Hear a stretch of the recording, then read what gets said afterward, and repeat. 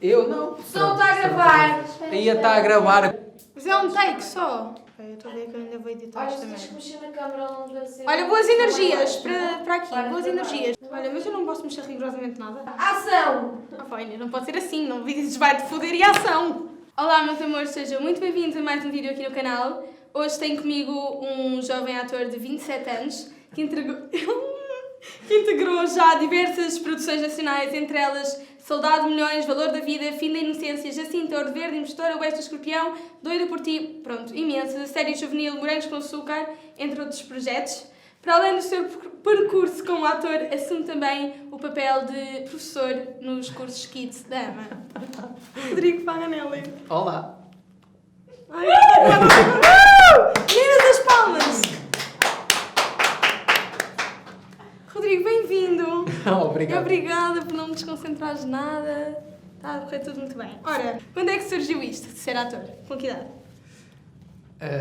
Ser ator profissionalmente ou ser ator da brincadeira? Ser ator de brincadeira. De brincadeira foi... Começou quando era pequenino, tinha 6 anos, e havia um programa antigamente que tu não eras nascida, que era os Só para dizer que Saídos, eu sou nova. que era os Saídos da Casca. Era um programa em que iam buscar alunos de escolas para cantar com cantores profissionais. Eu, na altura, cantei com os Anjos. Tu cantas? Não. Depois descobri que não sabia cantar. Mas na altura pensei que até era capaz de cantar. A escola achou que eu era ótimo a cantar. A produção também achou-me imensa piada, porque eu dançava e tal, na brincadeira. E danças? Então, não, também não. Mas foi assim que me estreiei. Foi Foram a cantar. bons diretores de casting. na Foram altura. incríveis. Não, mas por acaso foi giro. E eu fui lá cantar, tinha 6 anos, e estava muito à vontade com as câmaras, e depois entrevistaram-me, assim como tu estás a fazer agora, e deixei... Mas é melhor agora. Não, porque a jornalista também ficou toda nervosa quando me entrevistou. Não, estou a brincar. Correu muito bem, a minha família gostou de me ver lá, eu achei piada aquilo, e então já vamos inscrever em agências. Comecei a fazer castings, fiz 1 ano e meio de castings, e fiquei, sabes em quantos? Zero. Exatamente. Fiquei Partilhei em do zero, sentimento. não fiz nada, e na altura eu já estava farto daquilo, já não queria estar ali a fazer os castings, como é óbvio, era uma perda de tempo. E o que é que acontece? Fico começo a fazer publicidades, fiz muita publicidade quando era novo. A tua mãe era a tua manager? Não, tinha agência mesmo. A minha mãe era a minha driver, portanto levava-me para todo Era lado. para mim. E Beijinho para a Dona Emília. A Dona Emília vai ver isto. A Dona Emília vai ver isto. Espero que bom. não, mas se vir... Não, estou a brincar, claro que vai ver. Beijinho para a Dona mamãe. Emília. Vamos fazer um beijinho para ela. Boa. E o que é que acontece? Comecei a fazer essas publicidades e depois comecei a fazer pequenas coisas de teatro e depois fui fazer o Nemo, dobragem do Nemo, e de outros jogos, de jogos para a PlayStation, fazia o Harry Potter, por exemplo. Eu não era o Harry Potter. Era aqueles meninos chatos que estavam quando tu jogavas com o Harry Potter, tu jogavas, eras o Harry Potter, chegavas ao pé dos bonequinhos, tentavas entrar numa porta e diziam: não, para entrar aqui precisas de 5.000 feijões. Eu era essas vozes e divertia-me imenso. Como é que era a voz já agora? Era a voz que eu tinha quando era miúdo e era assim como eu fiz. Para entrares aqui precisas de 5.000 feijões. Pronto, continuando. Depois fiz parte do Teatro Nacional, Dona Maria II, quando era novo. Na altura não fazia ideia do que era fazer parte dos quadros do Teatro Nacional. E aquilo para mim era uma brincadeira. Ia para lá, fazia as peças, eu tive 2 anos lá. Fiz a Viagem de Pedro Afortunado e o Tito Andrónicos, de Shakespeare. E então estive lá e foi incrível aquele mundo onde conhecia atores incríveis, só que lá está, eu tinha 8 anos, 9 anos. Para mim aquilo era tudo uma brincadeira, ia para lá pregar partidas aos outros atores. E diverti-me imenso a fazer isso. Depois fui viver para a Itália, estive a Itália a estudar teatro musical. Com que idade? Mais ou Dos menos? 10 aos 16. Fui para lá. E pronto, e aí em Itália tive E não a certeza... cantavas? Não cantava nem dançava, era péssimo. E foste para teatro musical? Certo. Boa. Então, temos que tentar, Claro, não é? claro, tentar Pronto. perceber. Tive 6 anos a ter aulas diárias de canto e de dança. E pronto, dançar mais ou menos, cantar esquece, é mesmo um problema. Mas foi aí que tive a certeza que pronto, não podia ser cantor, também não podia ser bailarino. Vou ser ator. Portanto, vou ser ator. E fui em Itália que tive a certeza que era isto que queria. E surge logo a seguir os morangos? Quando voltei, com 16 anos, voltei com a minha mãe para Portugal e deu-se o casting dos morangos. Eu também não fazia ideia que eram os morangos porque estava a viver em Itália, via outros programas. Exato. E eles lá são um pouco internacionais nesse sentido, não compram coisas de fora, é tudo feito por eles. E portanto eu não conhecia os morangos. Fui fazer um casting como fazia outros. E fiquei nos morangos, fiz o workshop dos morangos. E depois fiquei nos morangos, aquele workshop, começávamos cerca de 40 pessoas. E acabávamos o workshop, passado 10? 2 meses, não, 20. E no fim, os 20 faziam casting e ficavam tipo 15. E só durante esse processo é que eu percebi o que eram os morangos. E a febre que era. E Trazes começamos- alguém ainda dos morangos? Pessoas que tenhas conhecido lá que ainda hoje mantenhas contacto constante? Regra geral, quem se conhece nos morangos, as pessoas ficam amigos para sempre, mesmo que não te dês com as pessoas diariamente. Porque era um meio de trabalho e uma intensidade de trabalho que tu deixavas de ter família, deixavas de ter amigos e passavas a ter aquelas pessoas como tudo, como família e como amigos. Os morangos gravavam-se das 8 às 8, de segunda a sábado. Portanto, para estar às 8 nos estúdios de Via Longa, eu saía de casa às 5h30 da manhã. Transportes públicos e tal, chegar até ao Caixo de Sodré ou até ao Campo Grande, apanhar o transporte para ir para lá, ainda tinha que parar noutro sítio, o transporte da Plural. E depois chegavas a casa, acabavas de filmar às 8, de gravar às 8, chegavas a casa às 10 da noite. Jantar, estudar os textos para o dia a seguir e no dia a seguir às 5h30 Ou seja, outra vez. passavam ali uma temporada da vossa vida em que a vossa vida era com aquelas Era pessoas. só aquilo, era só, literalmente aquilo. Não, era bom, era uma experiência super intensa e profunda, porque nós vivíamos mesmo aquilo a 100%, mas as pessoas da tua vida eram aquelas. E portanto, tu tinhas dois caminhos. Ou embirravas com toda a gente, havia esses casos, ou era de facto, era o teu núcleo, era aquele, e era entre ajuda e nós crescemos ali. Eu tive 2 anos nos morangos, portanto, dos 16 aos 18, dos 17 aos 19, vá. E foi incrível, foi incrível e trago-os todos no coração. As pessoas com quem eu continuo a dar mais são a Sara Santos, que fazia de Cimar, e mais não sei, porque entretanto tenho reencontrado as pessoas também noutras novelas. E vem daí. Mas é engraçado porque, olha, encontrei o Santiago, que fazia de Fábio, acho que era Fábio a personagem, vivia em casa da Papoila. Era o Diogo Lemos e o Santiago, que viviam em casa da Papoila, da Carla Vasconcelos. E encontrei o Santiago no outro dia, já não o via tipo há 2 anos. E foi uma festa porque são as pessoas não que se perdem, não é? marcam-te as pessoas. O Ortigão, a Sara Matos, o Carreira, a Gabriela Barros, que hoje em dia dou mais com ela. E ela estreou agora a Chicago. Sim, já fui ver o Chicago, está incrível. Está incrível. Vale mesmo Quero a pena ver. muito ir ver. Vai ver, porque está incrível. Eu já vi o Chicago na Broadway e digo-te, não fica nada aquém do de lá. Está muito bom. Parabéns também ao Diogo, porque conseguiu fazer um Chicago a sério, que é difícil. A pessoa com quem mais gostaste de trabalhar até hoje? Isso é injusto, não posso dizer. Se não Uma das pessoas... há uma pessoa que tenho muito no coração, que é o Nuno Pardal. O Pardal, nós éramos vizinhos quando estávamos a fazer morangos e, portanto, eu comandava transportes públicos porque não tinha carta ainda. Quando nos conhecemos e nos começámos a dar mais, ele dava-me boleias quase todos os dias para ir e vir, porque ele tinha os horários mais ou menos iguais aos meus, para ir e vir, e isso fez com que estivéssemos juntos muito mais tempo do que estava com o resto da equipa. E depois percebemos que éramos muito parecidos um com o outro. Faixas etárias completamente diferentes, ele é 2 gerações acima da minha, mas somos muito parecidos e damos-nos muito bem.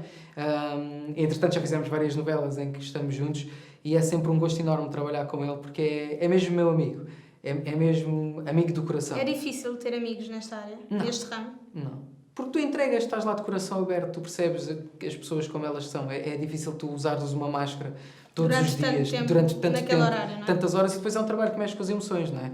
Portanto, tu tens de estar, tu és transparente quando não estás em cena, porque quando estás em cena tens que estar, ora agora estou triste, ora agora estou contente, ora agora estou com raiva, ora agora estou desapontado, ora agora quero me matar, ora agora acabei de fazer amor pela primeira vez na vida, ora agora acabei de ir preso, ora agora... Portanto, estás sempre com as emoções. E não consegues, fora e atrás das câmaras, estar sempre com uma máscara. Quem consegue, muitos parabéns, mas é difícil. Portanto, claro que consegues ter amigos e encontras muitas pessoas parecidas contigo. porque no fundo nós artistas somos todos muito parecidos. Também acho. Qual é a personagem que ainda há por fazer? Que tinhas uma curiosidade muito grande em fazer? Há tantas. O mafioso é a minha personagem que eu mais quero fazer. O padrinho. O Godfather. Não, mas há várias personagens. Queria o psicopata, o que nunca fiz, assassino. Queria fazer uma personagem militar, mas a sério. Já fiz o Soldado de Milhões e no Jacinto eu era militar, mas não me acompanharam durante o processo de ser militar. Era antes e depois. Eu lembro-me de tu me falares uma vez que tinhas sempre personagens do querido, do menino, e acho que foi no Valor da Vida, se não estou em erro. E há pouco tempo nós vimos-te em versão mauzão. Não costumas, pelo menos nas novelas que eu vejo, fazer do mal da fita. Acho que contracenaste com a Daniela Melchior, se não estou em erro. Isso era algo que tinhas vontade de fazer? Muito. O outro lado? Sim, claro, muito. E já agora aproveito para dar um beijinho à Daniela, que está em Hollywood a fazer o Suicide Squad. E isso é incrível e, portanto, muitos parabéns! Mas, sim, foi uma personagem que fui lá fazer. É assim, aquela personagem, ele não era mau, aquilo que eu fiz. Ele, ok, fez uma coisa péssima. O típico ator a falar, o meu personagem não era mau, ele tinha um... Não, o que acontece é, fiz uma coisa imperdoável, que é violei a Melchior A Melchior não, eu não violei ninguém. Calma, quem só viu esta parte? A personagem que eu... que eu estava a fazer, que é... que também era em flashbacks, portanto não era uma personagem completa que eu fiz, mas ele era assim um bocado... desregulado da cabeça. Ele não era mau, ele era amigo do seu amigo. Ele até era um bom coração na altura. Pronto, depois estragou-se todo e fez disparates, grandes disparates. Mas sim, os atores defendem sempre os personagens.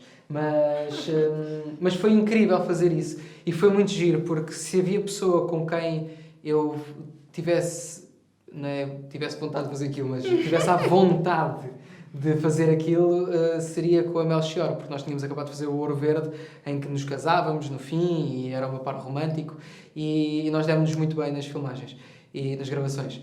E, portanto, é sempre uma situação difícil, não é? Fazeres uma cena para nós atores, uma cena de sexo, e já é difícil. Porque, dispões-te muito, não é? Não é só o expor-te, é o respeito com a pessoa que está à tua frente, que é a tua colega, e tu estás ali... não é uma coisa fácil.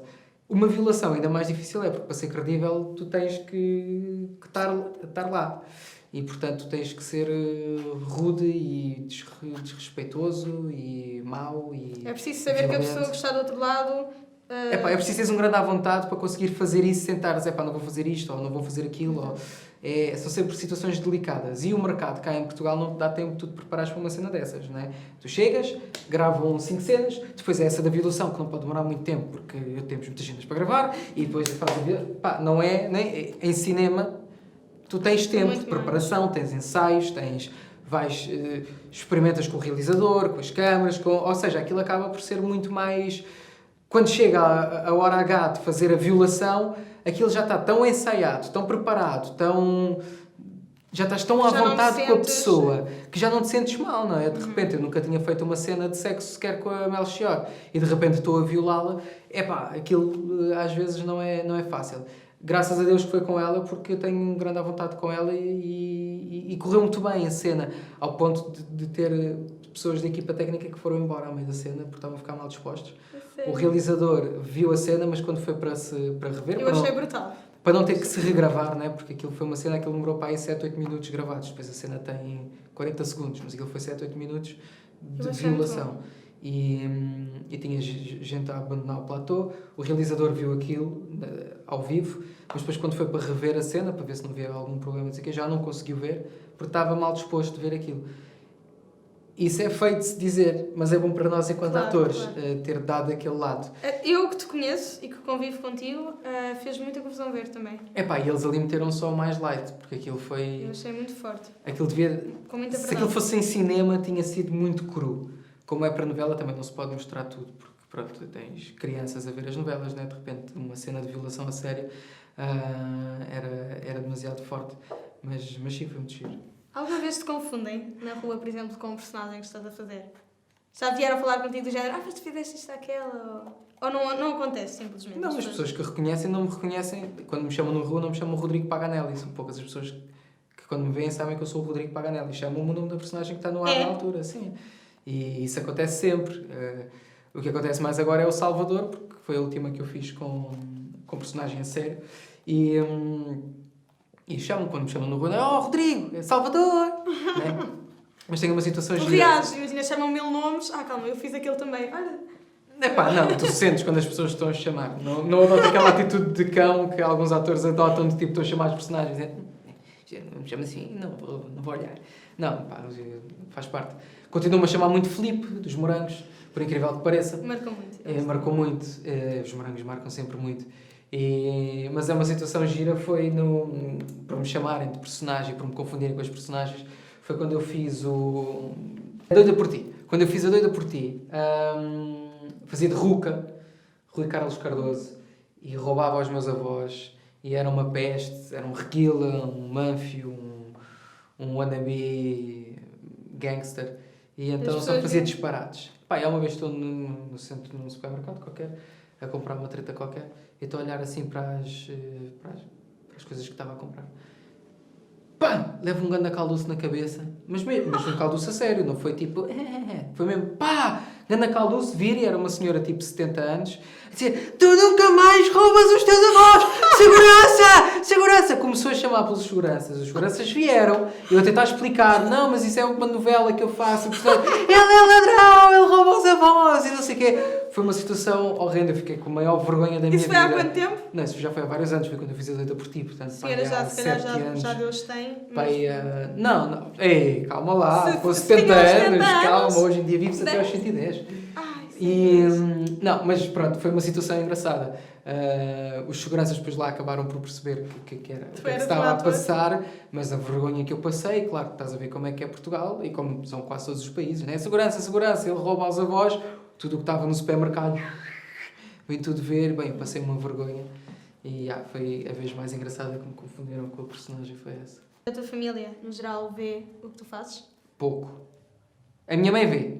A minha mãe vê tudo. Dona Emília não falha. A Dona Emília não falha. A Dona Emília vê tudo. Até porque ela é muito crítica. A minha mãe é muito crítica no meu trabalho. Ela sempre me deixou fazer isto se, em paralelo, eu fosse muito bom aluno. Portanto, eu até acabar o liceu, depois a faculdade está a meio, ainda não consegui acabar por causa do trabalho. E é em? Estás a tirar? Engenharia Biomédica e Biofísica. Mas até acabar o liceu, nunca pude trabalhar se não tivesse boas notas. Sempre fui muito bom aluno e tinha que ser, porque a Dona Emília sempre me apoiou, mas era sempre aos estudos. A partir do momento em que começas a trazer mais notas para casa, e mais notas não estamos a falar de 7 ou de 8, estamos a falar de 15 para baixo. Portanto, tudo o que fosse de 15 para baixo, a minha mãe ficava fula comigo. Mas vocês geriam bem isso? Sim. Sempre fui muito bom aluno porque gostava de estudar, tenho gosto em estudar. E, portanto, o resto da família vê... quando calha, ou vê, por exemplo, os meus padrinhos fazem questão de ver os meus programas e as minhas novelas, mas como têm vidas às vezes atarefadas e andam de um lado para o outro, não conseguem ver tudo, mas fazem questão também de ver. E a namorada vê? A namorada agora vê, antes não via muito. A Sara não, a minha namorada chama-se Sara, e ela chamava-me o Estrelinha. Eu e a Sara somos amigos há 10 anos. E eu, antes de ir viver para a Itália, já a conhecia, mas não éramos amigos. Portanto, eu conheço a Sara já lá vão quase 20 anos. Somos amigos há 10 anos, e amigos próximos, e ela na altura não via muito, e chamava-me Estrelinha, estava sempre a gozar comigo, que eu era o Estrelinha. Aliás, os meus amigos têm todos esse lado, que é, respeitam o meu trabalho, mas não são nada do tipo, ele faz novelas, é conhecido, ou quando estou com eles e me vêm tirar fotos, ou tirar autógrafos, ou não sei o quê, estão sempre a gozar comigo, estão sempre por acaso tem piada, sempre faço uma personagem, por exemplo, no Fim da Inocência, na cena da orgia, portanto, naquele filme eu tive relações com 3 mulheres e com um homem, claro que os meus amigos, o que é que se vão lembrar e o que é que vão estar a gozar, estão sempre, tu gostaste, e não sei o quê, e via-se a maneira como olhavas para ele, e não sei o quê, estão sempre. E foste ver o filme com a Sara? Sim, as antestreias mesmo, eu na altura não namorava com a Sara. As antestreias todas que eu ia ver de filmes meus, a Sara é que ia comigo. Antes de sermos namorados e de gostarmos um do outro nesse sentido. E ela lida bem com isso tudo. Lida. Tem de lidar, fogo. Então. Já me conhece há 10 anos, Olha, sabe o que é que eu faço. Eu ficava um bocado assustada depois de ver aquela cena que a Mel chora. Eu chegava a casa e dizia: está tudo bem contigo? Ou pelo Já contrário, estou. chegavas a casa e pedias para repetir. O que é que o menino se arrepende nesta vida? Nada. Tudo o que eu fiz levou-me até hoje. Ai, que lindo de se dizer. Até vou usar da vida. Nunca viste a tua universidade como uma prioridade? Foi sempre o plano B?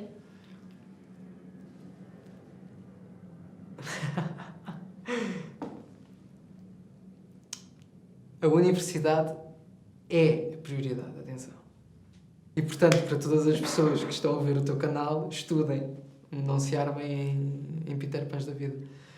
Eu deveria estar na faculdade e tenho noção que deveria ter acabado o meu curso. Não me arrependo de o ter feito porque foi por questões de trabalho e por questões... Vai desde os 16 anos que pago as minhas contas e de repente não posso dizer não, agora esquece o trabalho, vou tirar 5 anos de faculdade e quem é que paga a faculdade? Quem é que paga...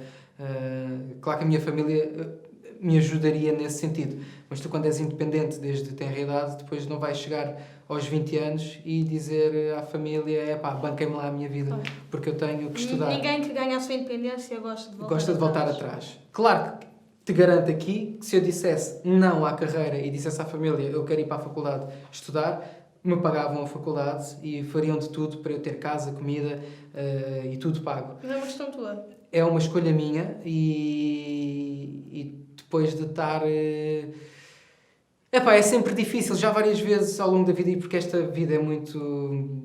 Não é uma vida segura, é instável, não é para ninguém, não é bom. Tu estares 10 meses da tua vida a trabalhar e a ganhar bem e depois estás 6 meses sem trabalho nenhum. E de repente vês, e ir para comer. E como é que é? Isso não é vida para ninguém. Claro que hoje em dia tirar um curso também não te garante um trabalho a 100%. Muitos dos meus colegas que acabaram de fazer Engenharia Biomédica e Biofísica, que é, na altura que eu entrei, tinha a média mais alta até do que Medicina. Não, têm trabalho, mas estão a fazer trabalho de programação, que não tem nada contra, mas para isso tinham tirado um curso de 3 anos de programação e estavam a fazer o que estão a fazer agora. Mas não tiraram um curso de Engenharia Biomédica e Biofísica, são pessoas capazes de fazer todo o trabalho médico que existe no mundo e de criar métodos de diagnóstico e de tratamento para doenças terminais, e são as pessoas que andam a tratar das doenças que andam a matar toda a gente, e pessoas que têm problemas no corpo, as próteses, os rins falsos, os corações falsos, os pulmões, isto, aquilo, blá, blá, blá, e são os engenheiros biomédicos e biofísicos que inventam. Portanto, tu podes estar a salvar vidas, mas não arranjas trabalho nessa área, porque não há. Portanto, imagina, se é com este curso, imagina com os outros. Tira a gestão, que isso tem saída, de certeza. Tem. Mas quantas pessoas é que há a tirar a gestão por ano? Exatamente. Quantas delas é que vão conseguir, de facto, um bom emprego? Quantas é que não vão acabar a gerir uma coisa sem... Ou nem a gerir, ou às vezes a servir diretamente ao consumidor, que não tem nada contra, mas não foi para isso que eles estudaram. Portanto, hoje em dia também tirar um curso não te garante a 100% que vais ter um trabalho seguro, mas aumenta-te exponencialmente as probabilidades de ter um trabalho seguro. Esta área não tem qualquer tipo de segurança, não tem qualquer tipo de estabilidade. Se tivesses segurança, aí qual era a decisão? Se houvesse uma segurança monetária, era na mesma ser ator? Era.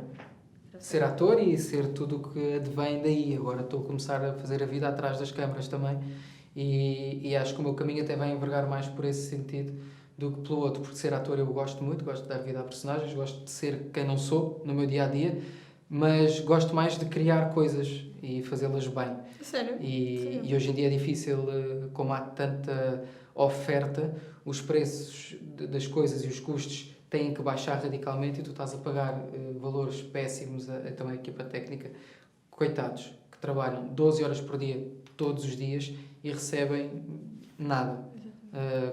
Ou seja, se nós formos ver o que eles recebem à hora, é o trabalho mais mal pago do país, de todos os trabalhos que existem. E fazem aquilo por gosto, porque podem estar a fazer outra coisa qualquer e ganhar mais. Fazem aquilo por gosto.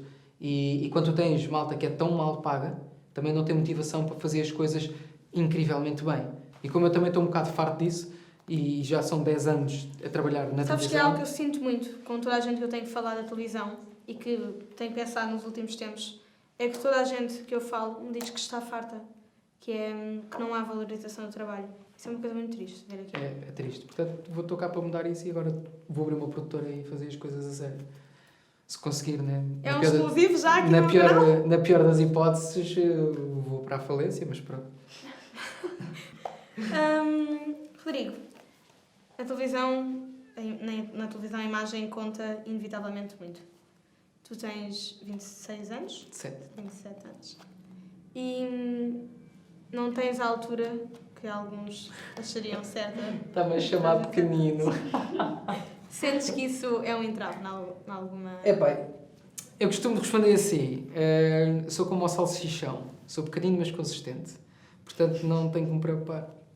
A única coisa que eu não posso fazer é a passarela, porque não tenho tamanho físico para a passarela, mas também não é uma coisa que me atraia, não é... Mas o que eu digo não é que seja teu, porque eu acho que todos nós atores, por muito que tenhamos algumas coisas que esteticamente não são o melhor ou os estereótipos, nós achamos que devemos valer pelo que somos e pelo que trabalhamos, mas sentes que de fora...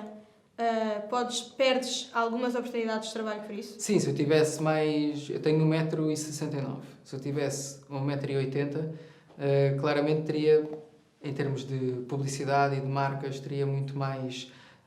era muito mais um produto, portanto seria do interesse deles fazer campanhas de publicidade e de catálogos, não sei o que comigo, que não tenho, porque não tenho esse tamanho, não sou fisicamente um homem... E a nível de novelas? Imponente.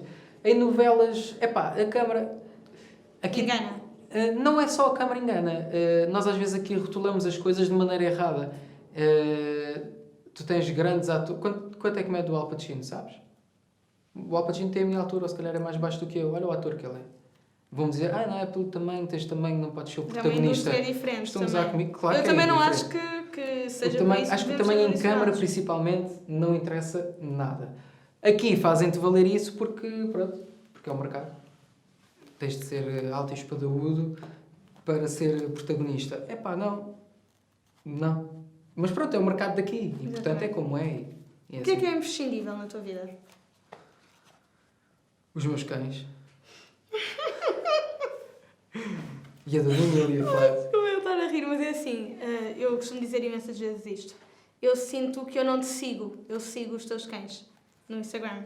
Porque eu vejo um story do Rodrigo Paganelli e eu já... Como é que se chamam os cães, afinal? O macho chama-se Kamba. Kamba quer dizer amigo, em Kimbundo. E a fêmea chama-se Nala. Nala, a namorada do Simba, do Rei Leão. Ai, que bonito! Ele é todo preto, ela é toda branca. Ele é um pastor belga, ela é uma pastora suíça. Portanto, são exatamente iguais. São pastores alemães, vá. Mas um completamente preto e ela completamente branca. E quando tiverem filhos, ainda estou a ver se saem às bolinhas ou às riscas. São os teus melhores amigos? Assim mesmo ao clichê, os cães são os teus melhores amigos?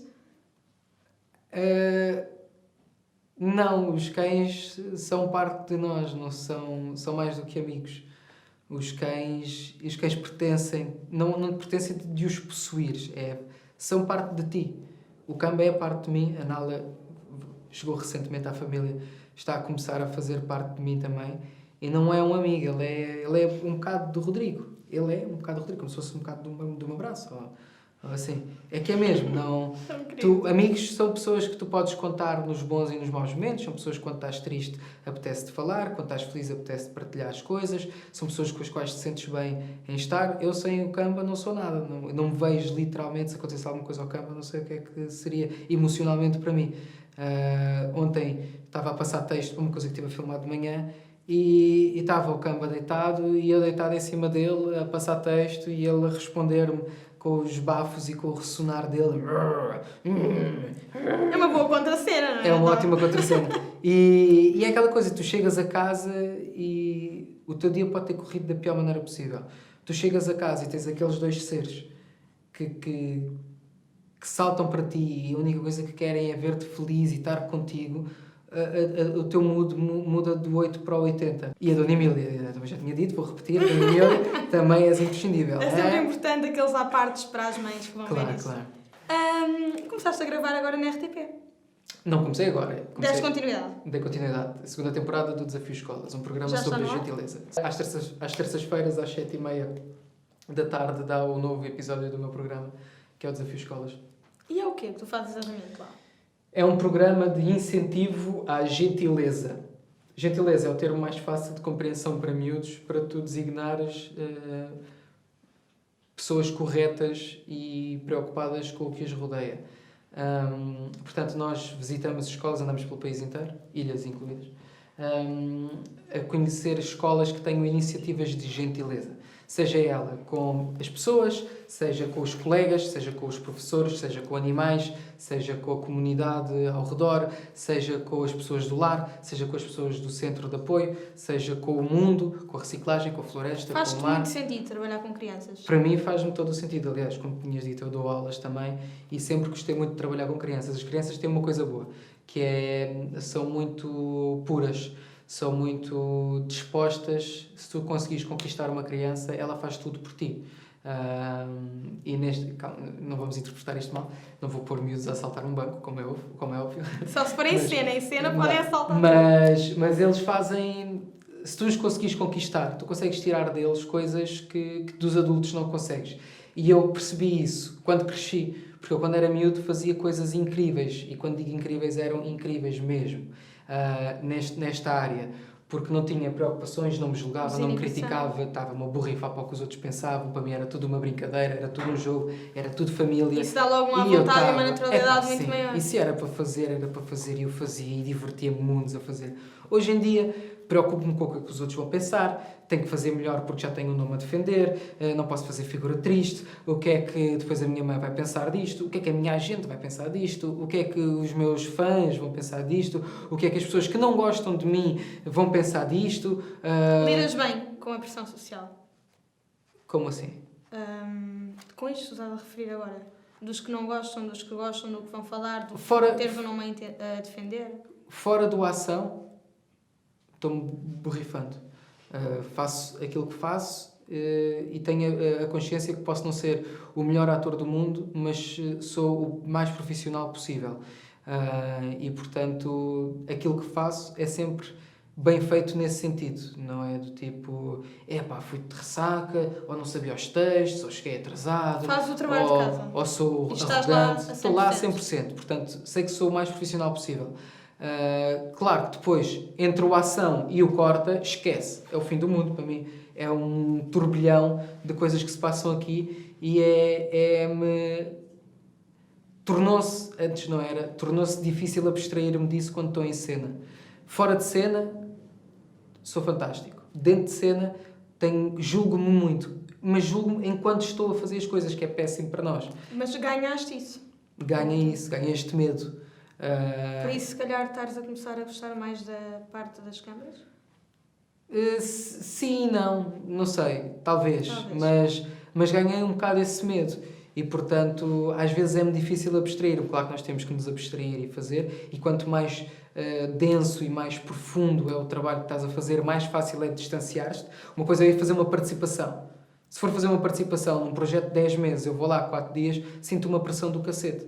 Agora, ok. Quando já conheces as pessoas. Quando estou ali num projeto, já conheço bem a personagem, já estou bem, já me consigo desligar de certas barreiras e já consigo entregar-me mais ao projeto.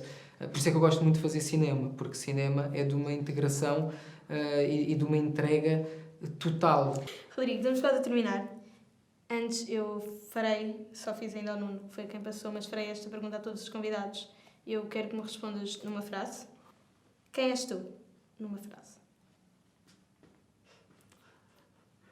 Sou o Rodrigo Paganelli. Tá? Mais original que esta, acho que não vai ver. Obrigada, meninas, as palmas. Obrigado.